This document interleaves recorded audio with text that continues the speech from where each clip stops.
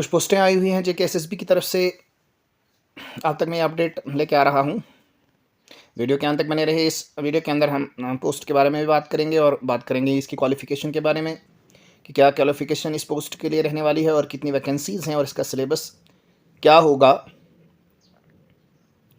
और written examination के बाद आपका फ़िज़िकल जो स्टैंडर्ड टेस्ट है वो किस तरीके से लिया जाएगा, उसमें क्या क्या चीज़ें रहेंगी, चाहे वो मेल हो चाहे वो फीमेल हो, तमाम तमाम जो है लोगों के लिए हम यहाँ पे बात करेंगे।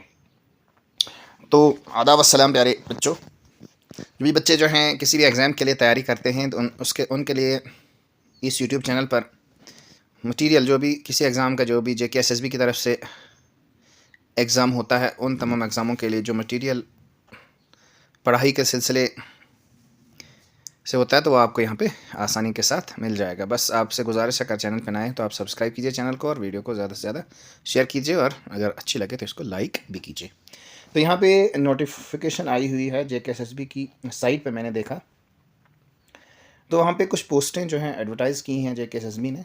तो आप यहाँ देख सकते हैं advertisement of UT cadre post of warder in home department. तो इसमें जो एज है, एज महत्वपूर्ण है इसमें कि एज क्या रहने वाली है वो सबसे महत्वपूर्ण है, उसके बारे में भी हम अंत में बात करेंगे। तो आपसे गुजारिश है कि आप वीडियो के अंत तक बने रहिए, ठीक है। कहते हैं जम्मू कश्मीर सिलेक्शन जो सर्विस सिलेक्शन बोर्ड है JKSSB has received indent for filling of vacancies of home department Jammu and Kashmir under direct recruitment as per detail indicated below.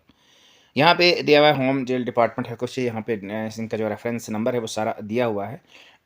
Indenting department जो होम डिपार्टमेंट और नंबर ऑफ रिसीव्ड पोस्ट जो है यहाँ पे 288 total post 288 जो आपको UT cadre post यानी पूरे जम्मू कश्मीर के लिए ये पोस्टें आई हुई हैं। जम्मू कश्मीर का किसी भी कोने में रहने वाला जो बच्चा है, जो पढ़ाई कर रहा है, जो इंटरेस्टेड, जो तैयारी कर रहा है किसी एग्जाम के लिए, तो वो आप यहाँ पे फॉर्म फिल कर सकते हो। तो अभी हमें इसमें क्वालिफिकेशन भी हम पढ़ेंगे कि मिनिमम क्वालिफिकेशन क्या रहने वाली है और मैक्सिमम क्या रहेगी, ठीक है। मिनिमम क्या होगी और मैक्सिमम क्या होनी चाहिए, ठीक है, वो भी हम पढ़ेंगे इसमें। देखो यहाँ पे हैं, सबसे पहले यहाँ पे हम जो सबसे ज़रूरी है वो है कि date of commencement for submission of online application. वो डेट कब से शुरू होगी? वो 27/7/2026 से, मतलब 27 जुलाई से शुरू होने वाली है। अभी क्योंकि आज जो अगर डेट का पता करेंगे आज, तो आज जो है वो डेट 10 होगी शायद, है ना, 10/7/2026। लेकिन अभी इसको कम से कम 17 दिन है अभी फॉर्म भरने के लिए। तो आप तैयार रहिए। डॉक्यूमेंट भी हम देखेंगे कि डॉक्यूमेंट्स क्या क्या होने चाहिए आपको ऑनलाइन के लिए, उसके बारे में हम यहाँ पे बात करेंगे। और कट ऑफ डेट जो है ऑनलाइन सब एप्लीकेशन फॉर्म की, वह है 25/8/2026 यानी 25 अगस्त को। लगभग एक महीना आपको मिलेगा इन फॉर्म को फिलअप करने के लिए। उसके बाद नेम ऑफ द पोस्ट क्या है, कैडर पे लेवल क्या है, इसके बारे में बात करेंगे। Category wise breakup, category wise जो है किस तरीके से किस कैटेगरी में कितनी पोस्टें हैं, क्वालिफिकेशन क्या है, क्राइटेरिया क्या है सिलेक्शन का, वो एनेक्स ए में हम पढ़ेंगे। उसका फिजिकल स्टैंडर्ड टेस्ट या फिजिकल एंडोरेंस टेस्ट वो एनेक्स बी में हम पढ़ेंगे। और क्राइटेरिया क्या रहता है सिलेक्शन के लिए वो हम एनेक्स सी में हम यहाँ पे बात करेंगे। तो सबसे पहले एडवर्टाइज पोस्ट जो है वो 288 हैं, ठीक है। यहाँ पे अभी नीचे दिए हुए चीज़ों में हम eligibility, education qualification, domicile, reservation के बारे में यहाँ पे हम बात करेंगे। अपॉइंटमेंट कैंडिडेट्स क्या होती है, वो सिलेक्शन बेस्ड पे होगी, ठीक है। एक ऑब्जेक्टिव टाइप क्वेश्चन पेपर होगा, ओएमआर बेस्ड होगा, और उसमें जो जिसके सबसे ज़्यादा नंबर रहेंगे उनकी सिलेक्शन होगी, ठीक है। डोमिसाइल जम्मू कश्मीर का होना चाहिए। यहाँ पे देखा है apply post for union cadet जो है जम्मू कश्मीर का, provide valid domicile certificate issued by the competent authority on the prescribed format or before cut off date, यानी कट ऑफ डेट से पहले पहले वो आपके पास होना चाहिए। Last date of submission of online application, cut off date मतलब लास्ट जो आपकी डेट होगी फॉर्म की, जैसे 25/8/2026, उससे पहले पहले आपका डोमिसाइल जो है वो बना हुआ होना चाहिए। उसके बाद वैकेंसीज़ के बारे में हमने जिक्र किया, 288 वैकेंसीज़ हैं। यहाँ पे आप ज़रूरत नहीं पड़ेगी और मज़ीद बताने की। तो यहाँ पे देखो एज लिमिट के बारे में जो बहुत महत्वपूर्ण है, देखो इसमें, क्योंकि होम डिपार्टमेंट में आमतौर पर आपको पता है कि 28 जो एज रहती है, लेकिन इसमें ऐसा बिल्कुल भी नहीं। इसमें जो रिक्वायर्ड एज है वो 1/1/2026 तक for open merit and various reserve category shall be under. तो ओपन मेरिट में यहाँ पे मैक्सिमम एज लिमिट जो है वो 40 ईयर्स है, तो मिनिमम आपको पता है 18 होती है, ठीक है। मान के चले 1996 के बाद जो पैदा हुआ है और कब तक, 1/2008 तक जो बच्चा पैदा हुआ है वो इस फॉर्म को फिल कर सकता है ओपन मेरिट में। उसके बाद एससी में अगर देखेंगे 43 है, 1983 से 2008 तक। ST1 जो है 43 है, ठीक है। ST2 43 है, RBA में 43, बिल्कुल 83 से लेकर 2008 तक के बीच में जो इस वक्फे में जो पैदा हुआ है वो इस फॉर्म को फिल कर सकता है। LC और IB 43, ठीक है। इकोनॉमिकल जो वीकर सेक्शन है उसके लिए 43 पोस्टें आई हुई हैं। अदर बैकग्राउंड, अगर बैकवर्ड क्लासेस, ठीक है, बैकवर्ड क्लासेस जो सी जो है कैटेगरीज हैं उसके लिए 43 एज है। लेकिन यहाँ पे एक्स सर्विसमैन के लिए थोड़ा सा आप देख सकते हैं, जो एक्स सर्विसमैन है जो ऑलरेडी मुलाजमत की वजह छोड़ दी है, मुलाजमत तो रिटायर हो गया है इस 60 की एज से पहले, तो वो भी इस फॉर्म को फिल कर सकता है। लेकिन यहाँ पे कहा गया है कि ऐसा है serve the armed force shall be allow to deduct the period of such service from his actual age, and if the resultant age does not exceed the maximum age limit prescribed for the post of more than 3 years, he shall be deemed to satisfy the condition regarding age limit. Candidates would not be born after 1/1/2008, 1/1/2008 के बाद जो पैदा हुआ, नहीं 18 उसकी minimum age तो होनी चाहिए, ठीक है। तो 3 ईयर की उसको मजीद रिलैक्सेशन फिर मिलेगी एक्स सर्विस मैन के लिए जो आर्म फोर्स वगैरह में जो है पहले सर्विस कर चुका है। तो ये थी एज लिमिट की। उसके बाद एजुकेशन क्वालिफिकेशन के बारे में यहाँ पे तो नहीं लिखा है, लेकिन हम नीचे पढ़ेंगे एजुकेशन क्वालिफिकेशन के बारे में। नीचे जो है एनेक्स ए में जहाँ पे जिक्र किया हुआ है, as per the Indian resident complete authority जो है इंडेंडिंग अथॉरिटी क्वालिफिकेशन ए में नोटिफाई किया हुआ है, हमें पढ़ने की जरूरत नहीं है। उसके बाद एप्लीकेशन ऑफ रिजर्वेशन जो आपके पास, वो भी आपके पास वैलिड होनी चाहिए। तो यही चीज़ यहाँ पे बताई गई है। हॉरिजॉन्टल रिजर्वेशन होती है, अब आपको पता है खुद हॉरिजॉन्टल रिजर्वेशन क्या होती है, यहाँ पे आपको बताने की मुझे ज़रूरत नहीं पड़ेगी। और फर्स्ट क्लास मजिस्ट्रेट से आपका एफिडेविट भी होना चाहिए अगर आपके पास जो है क्या है रिजर्वेशन है। सो एप्लीकेशन फ़ी के बारे में बहुत सारे बच्चे जो है वो कमेंट कर रहे थे कि एप्लीकेशन फ़ी जो है बहुत ज़्यादा है, क्योंकि अगर देखेंगे आप हमने फॉर्म भरा था इस चीज़ के लिए भी, क्या कहते हैं, नायब तहसीलदारी के लिए भी, तो अभी तक एग्ज़ाम हुआ नहीं, और ऐसे सुनने में आया कि एग्ज़ाम कैंसिल हुआ, लेकिन हमारी फ़ीस वापस नहीं हुई, ठीक है। तो इसके बारे में भी हम बात करेंगे। आप कमेंट सेक्शन में लिखिए कौन चाहता है इसके बारे में जो है आवाज़ उठाना, ताकि हमारी फ़ी जो है वो किसी और पेपर में क्या हो जाए, वो सेटल हो जाए, या तो वो फीस हमारे अकाउंट में वापस आ जाए। जैसे फ़ी पेबल है 700 रुपये है किसके लिए, जनरल आरबीए के लिए, और बाकी जो कैटेगरीज हैं जैसे SC है, ST1 है, ST2 है, या EWS है, उसके लिए 600 रुपये की फ़ीस जो है यहाँ पे दरकार रहेगी। फॉर्म फिलअप करेंगे तो ये, और जो है ऑनलाइन जो ट्रांजेक्शन होती है वो नेट बैंकिंग से, क्रेडिट डेबिट कार्ड से आपने करनी है। और उसके बाद यहाँ पे लिखा भी है no charge back request shall be entertained, ये भी कुछ ये लिखी है। तो date and centre of examination जो है वो बाद में नोटिफाई कर दिया जाएगा, यहाँ भी इसके बारे में अभी जिक्र नहीं हुआ है, ठीक है। सकीम एग्जामिनेशन जो है वो वही रिटर्न एग्जामिनेशन होगा, इंग्लिश लैंग्वेज में होगा, और नेगेटिव मार्किंग होगी, ठीक है। 1/4 of the marks assign to that question. और फिजिकल स्टैंडर्ड टेस्ट होगा फॉर मेल्स के लिए, मिनिमम हाइट जो है वो 5.6 इंचज़ की होनी चाहिए, और मिनिमम चार्ज जो है वो 32 से 33.5 होनी चाहिए। फीमेल के लिए जो मिनिमम हाइट है वो 5.2, उसके लिए 0.6 5.2, ठीक है। और फिजिकल फिटनेस क्या होनी चाहिए, फिजिकल फिटनेस के लिए जो बहुत सारे यहाँ पे लॉन्ग रेस है, पुशअप्स हैं, शॉर्ट पुट हैं, ठीक है।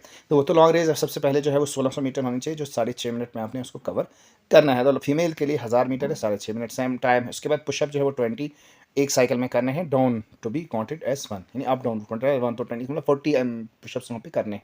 उसका शॉर्ट पुट जो फीमेल के लिए कोई पुशअप्स नहीं, उनके लिए शॉर्ट पुट्स हैं। वो 4 kgs जो आपने फेंकना है, वो 14.5 फीट इन 3 अटैम्प्ट्स में। आपने 3 अटैम्प्ट आपको मिलेंगे, तो इतने आपने फिजिकल स्टैंडर्ड टेस्ट जो है कॉलम नेचर है, no marks will be allotted, उसके लिए कोई आपको मार्क्स अलॉट नहीं किए जाएंगे, आपने क्वालिफाई करना ही करना है। यहाँ पे आप देख सकते हैं। अब जो एक्स सर्विस मैन है उनके लिए जो है 30 अप टू 30 ईयर के लिए तो आपने सेम रेस जो है 20 पुशअप्स आपने करने हैं।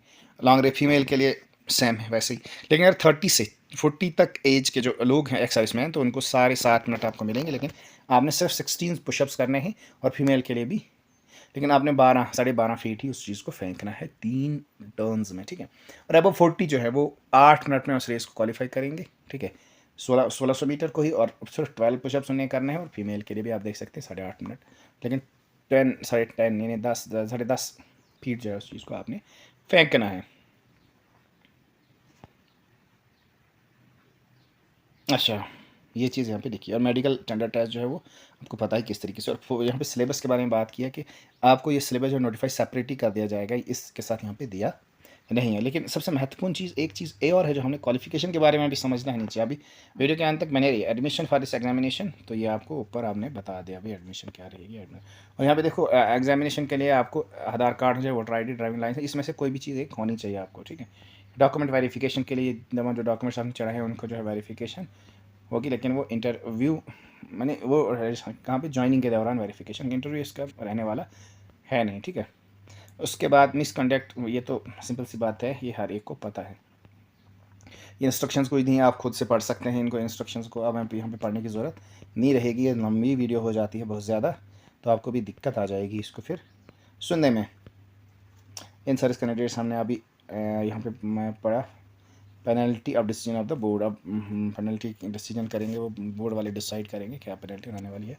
और एब्रीवेशन यहाँ पे दी हुई है, एक्स सर्विसमैन वगैरह जो ऊपर दिया हुआ है। यहाँ पे हम पढ़ेंगे क्वालिफिकेशन के बारे में, और यहाँ पे डिवीजनें भी की हुई हैं कि किस कैटेगरी को कितने पोस्टें यहाँ पे मिलने वाली हैं 288 में से। देखो आइटम नंबर 92 है, होम डिपार्टमेंट है, जम्मू कश्मीर प्रिजन डिपार्टमेंट है। और पे लेवल के बारे में बात कर रहे थे बच्चे, तो यहाँ पे 19,900 यानी कि 19,980 और 63,200 तक जो पे स्केल रहने वाली है। और name of the post of order है। कैडर जो है यूटी कैडर है। ओपन मेरिट में पोस्टें जो है 115 है, और एससी में 23 हैं, ST1 में 29 है, ST2 में 29 है, OBC में अदर जो बैकवर्ड क्लासेस में 24 है।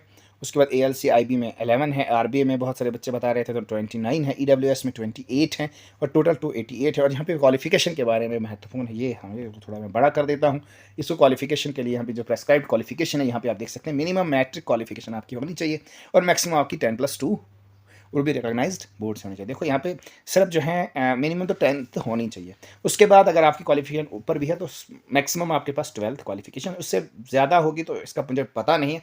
हो सकता है कि आगे वाले बच्चे जो ग्रेजुएशन वाले बच्चे हैं, जो आगे PG वाले PhD वाले वो बच्चे इस फॉर्म को फुलफिल नहीं कर सकते हैं शायद, लेकिन पता करके इसको देख लेना, ठीक है। तभी इसका मेरिट जो है लो होगा। और बहुत सारे बच्चे जो अभी ग्रेजुएट नहीं है, अंडर ग्रेजुएशन है, वो भी भर सकते हैं। अभी ग्रेजुएट मुकम्मल उनकी ग्रेजुएशन नहीं हुई है, या जिन्हें की 12th हुई है या छोड़ दी है, या मतलब वो 12th उन्होंने कर दी है लेकिन 18+ के होने चाहिए वो, तो भी इस फॉर्म को फिल कर सकते हो। और बहुत अच्छा मौका है उनके पास, क्योंकि अगर ग्रेजुएशन वाले बच्चे जो ग्रेजुएट है या जो PG है, वो अगर बच्चे इस फॉर्म को फिल नहीं करेंगे तो आपके लिए महत्वपूर्ण मौका है यहाँ पे सीट निकालने का, यहाँ पे आपको पोस्ट मिलने का महत्वपूर्ण मौका है, इसको आप गवाइए नहीं, ठीक है। तो आप तैयारी कीजिए, और तैयारी आपको इसी यूट्यूब चैनल पे आपको बहुत सारा मटेरियल आपको मिलेगा यहाँ पे तैयारी करने के लिए। तो फिजिकल स्टैंडर्ड टेस्ट जो है, फिजिकल इंटरव्यू टेस्ट जो मैंने NXB में किया है, the criteria for selection is mention NXC और NXC में इसका क्राइटेरिया सिलेक्शन कर दिया हुआ है, किस तरीके से इन पोस्ट में जो है सिलेक्शन होगी। तो यहाँ पे इस चैनल पे जो कि JK एग्जाम एकेडमी का जो चैनल है, इसी चैनल पे आपने क्लिक करना है, तो आपको सारी चीज़ें जो आपके मिलेंगी। और अगर सब्सक्राइब करेंगे आप, और नोटिफिकेशन के आइकन को भी अगर प्रेस करेंगे आप, बेल के आइकन को, तो वहाँ पे भी आपको अपडेट मिलता रहेगा। जो भी वीडियोज़ इस पर आती रहेंगी तो आपको उसका नोटिफिकेशन बगैर किसी क्लिक के आप तक पहुँच जाएगा। और जब भी आप चाहेंगे तैयारी करना, जब भी इस वीडियो को आप चाहेंगे देखना, तो आप आसानी उसको देख सकते हैं, लेकिन जब आप सब्सक्राइब करेंगे, ठीक है। देखो यहाँ पे दिया, ये चीज़ें हमने NXB में पढ़ी हुई हैं, ये सारी चीज़ें ऊपर भी पढ़ी थी हमने। NXC में यहाँ पे रिटन एग्जामिनेशन होगा, objective written examination for having at the merit, जो मेरिट में आएगा उसको हम फिजिकल, उसको हम रिटन एग्जामिनेशन ये समझेंगे, इससे क्वालिफाई हो गया। फिजिकल स्टैंडर्ड टेस्ट ऊपर हमने पढ़ा। Physical endurance test, candidate shall qualify PST shall be required to undergo the physical endurance test, PET shall be qualifying, और ये भी क्वालिफाइंग नेचर का है। तो ये नोटिफिकेशन जो है जारी हुई है। अभी इसका फॉर्म फिलअप होने वाला नहीं है, क्योंकि अभी भी 17 दिन है इसमें, क्योंकि आज 10 डेट है। 27 को जो है इसके फॉर्म जो लगने वाले हैं। उसके बाद 1 महीने तक की इसकी डेट है। तो तमाम बच्चों से मैं गुजारिश करता हूँ, जिसका 12th हो गया है, जो 18+ का है, या जो अंडर ग्रेजुएशन है, उसकी ग्रेजुएशन अभी कंप्लीट नहीं हुई है, तो वो इस फॉर्म को ज़रूर फिल कीजिए। एक बहुत अच्छा मौका है आपको यहाँ पे हासिल करने का, नौकरी हासिल करने का बहुत अच्छा मौका है। तो जो भी बच्चे इंटरेस्टेड हैं वो तैयारी कीजिए, तो इस यूट्यूब चैनल पे आपको मटेरियल मिल जाएगा, ठीक है। तो अगर और भी कुछ सवालात होंगे तो आप कमेंट सेक्शन में आप पूछ सकते हैं। थैंक यू, खुदा हाफिज़।